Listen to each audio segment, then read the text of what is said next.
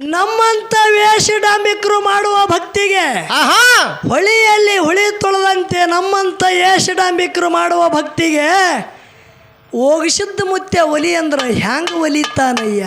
ಹೌದು ಹೌದು ಹೌದು ಹೌದು ಹೀಗಂದ್ರೆ ಏನ್ರಿಪ್ಪ ನೋಡ್ರಿ ಎಂಥ ಮಾತು ಹೇಳ್ತಾರ ಮಹಾತ್ಮರು. ಹೌದು ಎಲ್ಲ ಡಾಂಬಿಕದ ಹೌದು ಯಾವ ನಿಜವಾದ ಭಕ್ತನವ ತೋರ್ಸಂಗಿಲ್ಲ.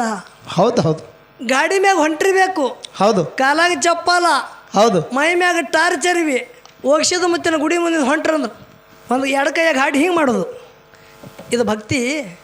ಹೌದು ಗಾಡಿ ನಡ್ಕೋತ ಹೋದ ಹಂಗೆ ಗಾಡಿ ಓಟ್ ಹೊಂಟಾನ, ಕರೆ ತೆಲಿಗೆ ತಳಗ ಮಾಡೋದು, ಇದು ಕಾಲು ಬಿದ್ದಂಗ ಹ್ಯಾಂಗ್ರಿಪ್ಪ ಇದು ಡಾಂಬಿಕದ.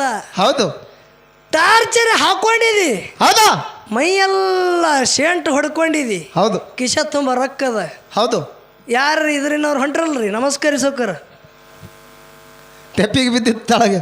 ಇದು ನಮಸ್ಕಾರ ನಿಂದು. ಹೌದು ಇದು ನಿನ್ನ ಡಾಂಬಿಕ. ಹೌದು ಇದಕ್ಕೆ ಪರಮಾತ್ಮ ಒಲೆಯಂಗಿಲ್ಲೋ. ಹೌದು ಹ್ಯಾಂಗ ಒಲಿತಾನ?